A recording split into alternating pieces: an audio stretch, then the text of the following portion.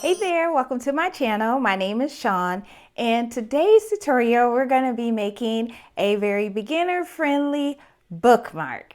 And and it can double as a coaster as well. So you'll see that once we get finished, but I'm gonna go over the supplies and we're gonna jump right into the tutorial. So I have this fabric here. I picked this up from Joann's a while ago and never used it, so I figured this will be perfect. And then you'll need some wonder clips or some pins. And then for your fabric, you're gonna want to cut 3 4x4 inch squares, okay? So they're gonna be even all around 4x4 inch squares. And then you want to get some interfacing. This is some fusible interfacing. This is mid-weight, and actually it's this one here. This brand here. I actually picked this up at Joann's as well, and so that's what I'm going to be using. So I already have everything cut, so we're going to go ahead and get started. So first thing we're going to do, we're going to turn our fabric right sides down, each piece. And then for our interfacing, it has a smooth side and a more bumpy rough side. The rough side is the side with the adhesive. So that is what you want to press or iron onto your fabric, onto the wrong side of the fabric, okay? And so I'm gonna just lay each piece down on my fabric.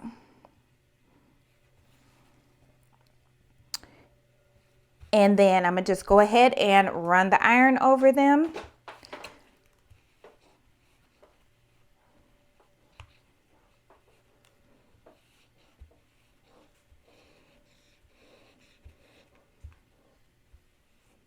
This mini iron really comes in handy for small projects like this. If you don't have a mini iron, you can use a regular household iron or your heat press. It's also an option as well. And just want to make sure that it is adhered to the fabric, that adhesive has melted. And then we are good to go there. So it's going to look like that right there on the wrong side of the fabric, okay? And then you're going to take one piece and we're just going to fold that piece in half. And actually, let me use this one. Now they don't have to be all the same print. You can use different types of print just as long as it's cut out 4x4. And so I'm gonna just go ahead and line that up. And then I'm just going to press along the fold.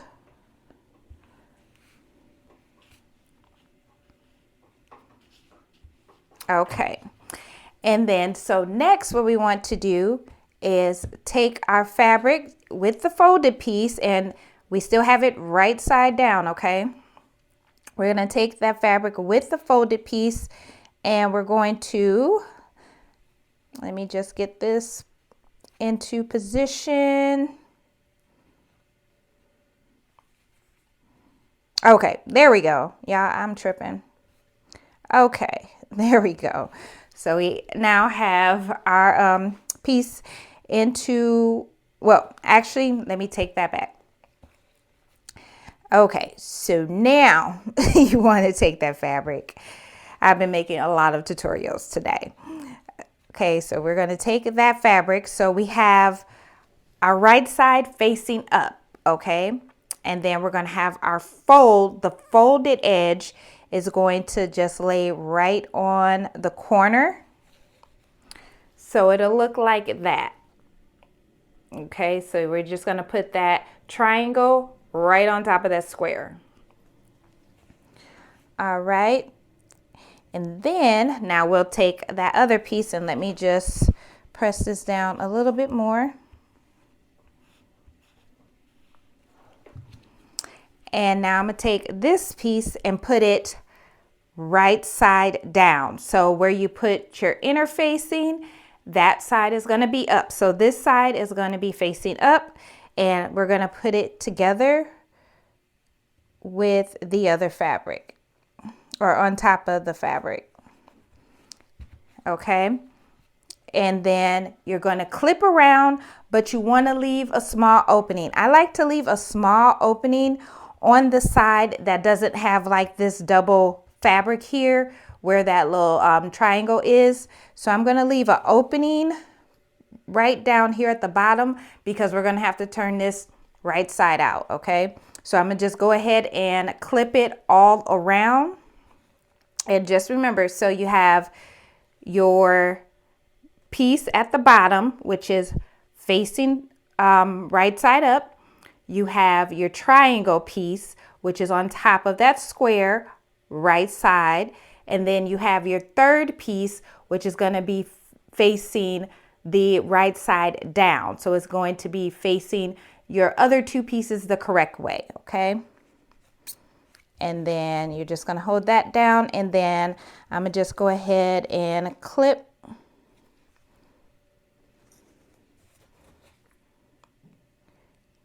it around, and use however many clips you want. You can use as many or as few as you like.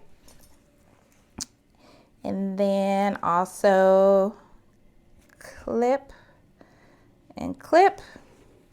And then I'm going to use one of my heat erasable markers here to just mark my little points so I don't forget. Okay, I'll do it right there and right there. Or actually, I'm going to make it a little bit bigger.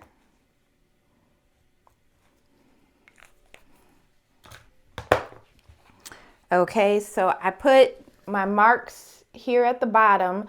So I'm going to start sewing right at the end here and then go around, and then I'll stop right here at this other one. You want to leave that opening there because you got to turn this right side out. If you just sew all around, you're going to just sew it together. Okay, so make sure you leave some reminders if you want to put some pins there or some clip it and leave that gap there, mark it. Whatever the case, just make sure you leave yourself an opening so you can turn it right side out.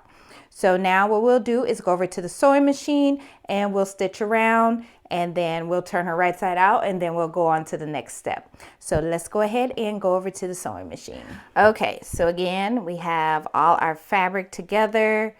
We have our bottom piece right side up, our triangle, the right side up, and then we have our other piece, our third piece, the facing the wrong side is up, or we have the right side facing the rest of the fabric. So your prints, so on the outside you should see your interfacing on each side. Okay, and so we have our marks. So I'm gonna start here, sew around to right here, and then I'll cut my thread. And we also want to do a back stitch, so we're going to start forward stitch, back stitch, and then we'll go around, we'll stop, and then back stitch, and then cut our thread. So let's do this. And I'm going to do about, I'll say maybe an eighth or a little bit more. Well, you can go about maybe a half of an inch from the edge of your fabric here. And I'm just getting it lined up where I need my needle to start. And I'm gonna just move it in, and I'm using the guides here on my machine.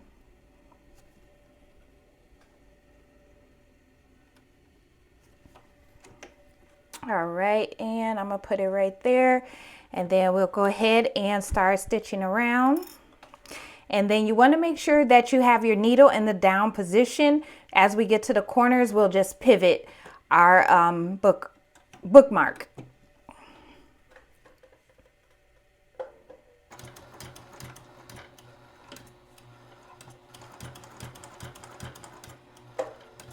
All right, we'll lift up, pivot,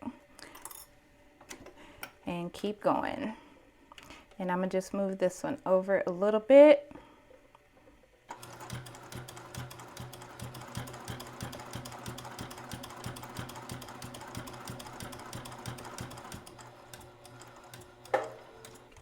And then I'm gonna take my clip off and pivot again.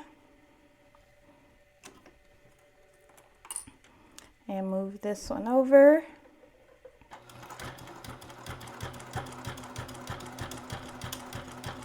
And when you're sewing, don't watch the needle. Make sure your fabric is lined up. That's one thing way back when I started sewing, I was watching the needle. You need to make sure that your fabric is still on your guide, okay? And then we're gonna go ahead and pivot. I'm gonna go ahead and move this one down, let my foot down.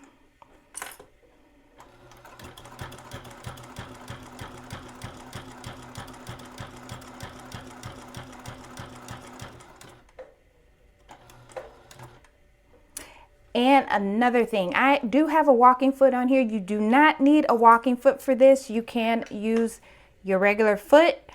I just got to sew some blankets, so I just kept my walking foot on here. All right, and then so I'm gonna go ahead and pivot, and then we're gonna sew to just that line because we need to leave this open so we can turn our bookmark inside out.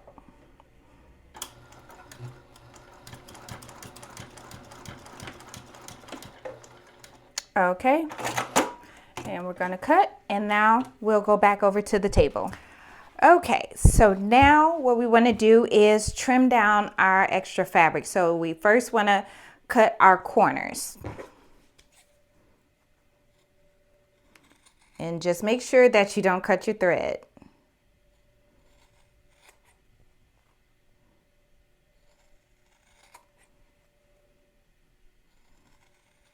But I did get as close to the thread as I could.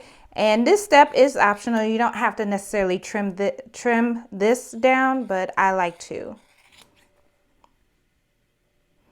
I feel like it eliminates that bulkiness a little bit.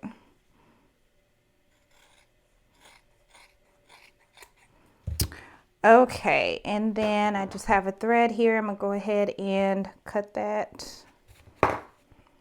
Okay, so now we get to turn her right side out. And you just gotta maneuver it.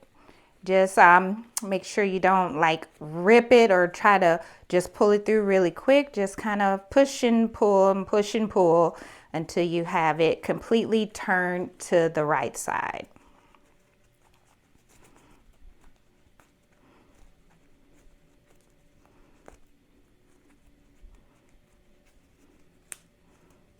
And then from here, once we do actually get it out, and then as I'm kind of pushing, I'm gonna pull the fabric, but just being careful.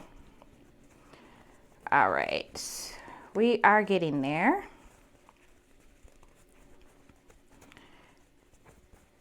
And just start pushing everything out. And then what I'm gonna do now is take my little tool here so I can poke my corners out. If you're using something sharp, be careful because you can just poke a hole right through, and you don't want to do that and ruin your work. And so I'm just making sure, pulling this out a little bit more. And then now I'm gonna go ahead and get this corner, and then just go to each of the corners and poke them out.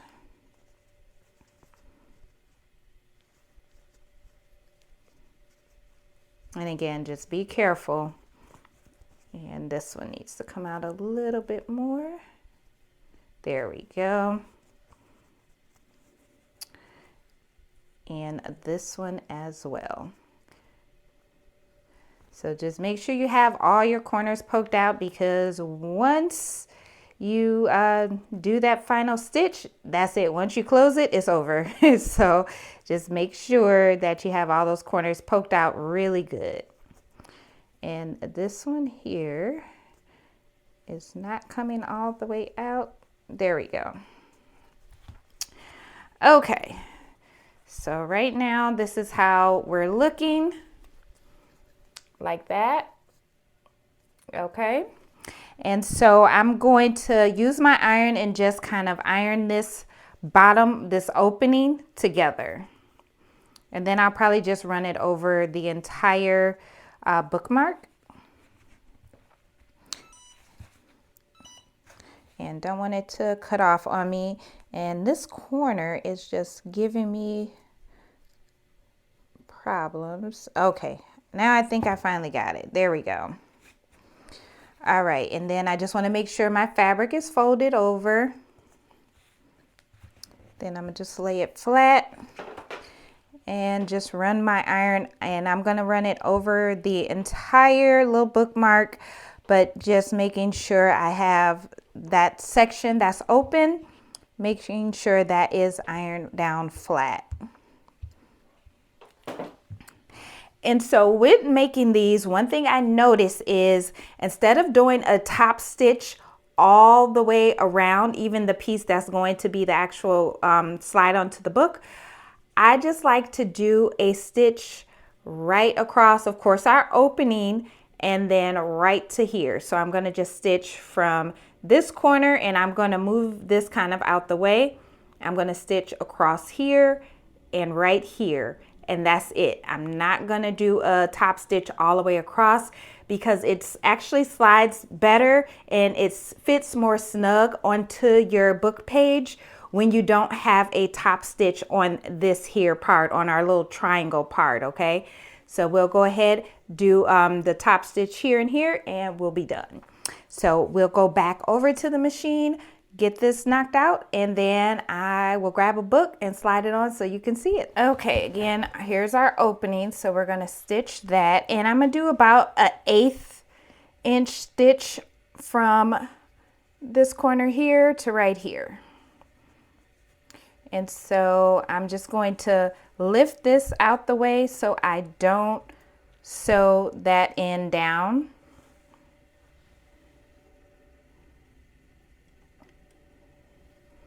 And I'm just lining it up here with my guide on my machine. And then of course we're going to do our forward and back stitch and then finish sewing around.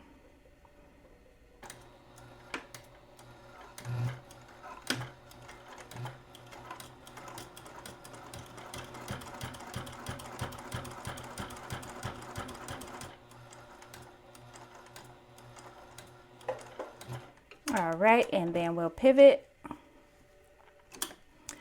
And then again, I'm going to hold this out the way, and then we'll go ahead and stitch down.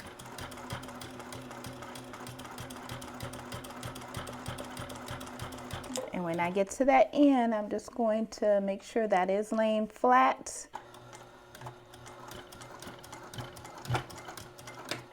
And do that back stitch. And that is it. All right, let's head back over to the table and we are finished. Okay, so I'm just gonna go ahead and clip these threads here. Nothing on the back. And so that's how we are looking. Very cute. And again, you can use different fabrics. You don't have to use all the same print or pattern for your fabrics. And let me get my book here. And so you would just take it. This is actually a book I've been using since I've been learning Spanish the last couple of years. And let's say this is the page you left off on. It would just fit on there just like that.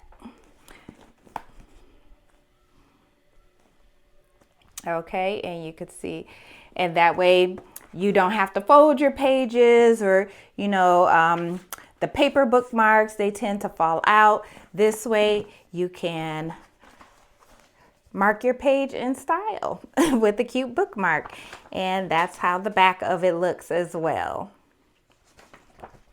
So again, another very beginner friendly sewing project that you could try out. And like I was saying before, you could also, this can double as a coaster. You can also use it, put your coffee cup on there as well. But I really like these cute little bookmarks. Also cute for gifts. This book, they didn't have a digital copy. Most all my books are on my tablet. So I did have to get the hard copy. So yeah, I needed to have a bookmark so I could keep track of where I left off. But that is how it turns out. So let me know if you try making this bookmark, how yours turned out, the fabric combinations that you use. Again, you'll need 4x4-inch squares, and you'll need 3 of them, as well as your interfacing and your machine and your thread, and you're good to go. All right, so if you have any questions, let me know below in the comments and I'll be happy to answer.